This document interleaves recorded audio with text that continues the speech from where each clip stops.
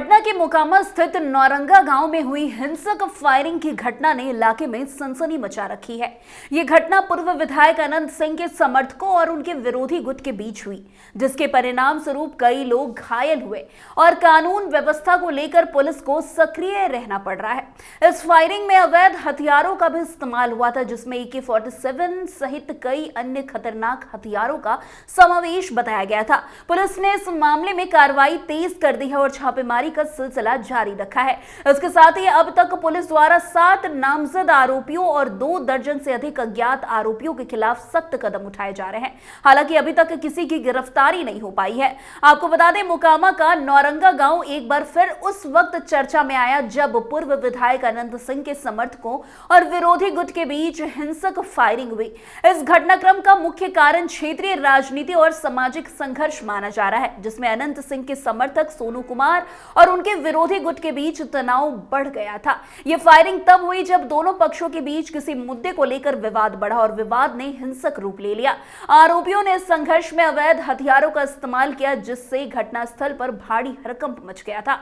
Firing की इस घटना के बाद पुलिस ने त्वरित प्रतिक्रिया दी और इलाके में छापेमारी शुरू कर दी।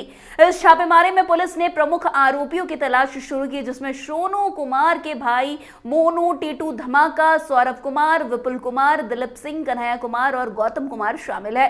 इन सभी नामजद आरोपियों के खिलाफ पुलिस कार्रवाई कर रही है और इनकी गिरफ्तारी के लिए कई स्थानों पर छापेमारी भी की जा रही है।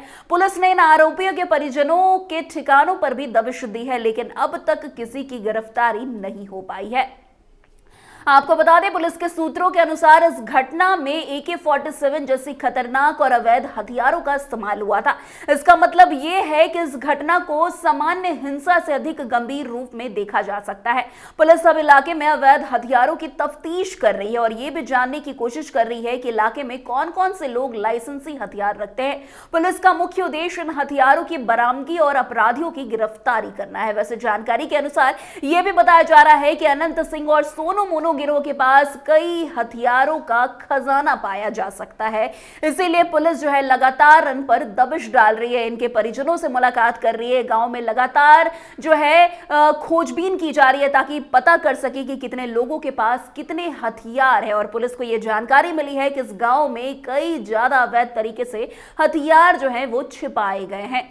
वैसे इस मामले में पुलिस ने विशेष कार्य बल यानी कि ATF को भी सक्रिय कर दिया है। ATF के साथ मिलकर पुलिस ने मोकामा, बाढ़, मुंगेर, लखीसराय और बहड़िया जैसे इलाकों में छापेमारी शुरू की है।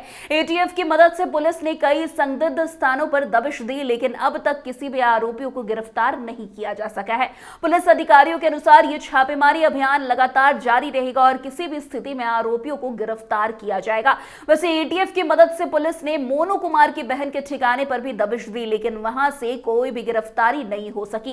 पुलिस अब उन लोगों की पहचान करने में लगी है जिनके पास अवैध हथियार हो सकते हैं। यह सुनिश्चित किया जा रहा है कि इस इलाके में अवैध हथियारों का नेटवर्क तो नहीं है और अगर है तो उसे पूरी तरह से खत्म किया जाए। वैसे इस घटना में अवैध हथियारों का इस्तेमाल किया गया था, जिसमें AK-47 जैसी खतरनाक बंदूक का इस्तेमाल किया गया था। पुलिस के लिए सबसे बड़ी चुनौती है, क्योंकि AK-47 जैसे अत्याधुनिक बंदूकें केवल कुछ ही लोगों के पास होती है और इसका इस्तेमाल गंभीर अपराधों में किया जाता है। AK-47 का इस्तेमाल इस बात का संकेत है कि अपराधियों के पास खतरनाक और आधुनिक हथियार हो सकते हैं, जिससे इलाके में और भी अधिक सुरक्षा का माहौल बन सकता है। पुलिस इस मामले में इन हथियारों की बरामदगी पर जोर दे रही है और सभी संदिग्धों से पूछताछ की जा रही है। पुलिस के लिए यह भी एक महत्वपूर्ण कदम है, क्योंकि अगर इन हथियारों का स्रोत पता चल जाता है तो यह भी बड़ा खुलासा हो सकता है, जो पूरे इलाके में हथियारों के अवैध तस्करी के नेटवर्क को उजागर कर सकता है। वैसे इस घटना से जुड़े प्रमुख आरोपियों में पूर्व विधायक अनंत सिंह, सोनू कुमार, रोशन कुमार शामिल है। इन आरोपियों पर पहले से ही कई गंभीर अपराधों के आरोप हैं और फिलहाल ये सभी आरोपी जेल में बंद है। पुलिस अब बाकी आरोपियों की गिरफ्तारी के लिए सक्रिय हो गई है। पुलिस की प्राथमिकता अब अवैध हथियारों की बरामदगी और बाकी आरोपियों की गिरफ्तारी है, ताकि इलाके में शांति व्यवस्था बहाल की जा सके।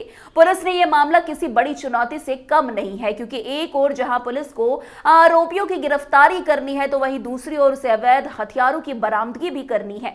इस मामले में पुलिस को AK-47 जैसे खतरनाक हथियारों को ढूंढने में भी परेशानी हो रही है, क्योंकि इन हथियारों का इस्तेमाल काफी योजनाबद्ध तरीके से किया गया था। पुलिस अधिकारियों का कहना है कि इन मामले में कोई भी कसर नहीं छोड़ी जाएगी और आरोपियों को पकड़ने के लिए हर संभव प्रयास किए जाएंगे। वैसे इस घटना के राजनीतिक पहलू भी चर्चा में आ गए हैं, क्योंकि पूर्व विधायक अनंत सिंह का इस मामले से जुड़ना राजनीति के दायरे में एक महत्वपूर्ण मुद्दा बन गया है।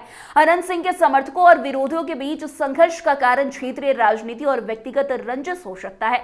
ऐसे मामलों में पुलिस को केवल अपराधियों की गिरफ्तारी तक सीमित नहीं रहना चाहिए, बल्कि पूरे इलाके में शांति बहाल करने के उपाय भी तलाशने चाहिए।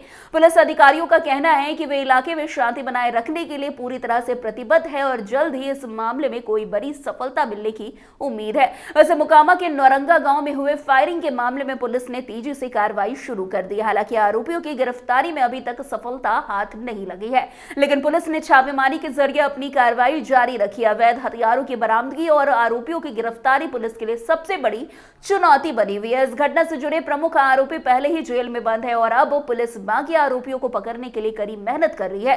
इलाके में शांति व्यवस्था बनाए रखने के लिए भी पुलिस और ATF के प्रयास लगातार जारी है और उम्मीद की जा रही है कि जल्द ही इस मामले में कोई बड़ी सफलता मिल सकती है। तो फिलहाल आज की खबर में इतना ही। अन्य खबरों में हमारे साथ ऐसे आगे बने रहे और देखते रहे। तब तक के लिए कैपिटल TV बिहार। धन्यवाद।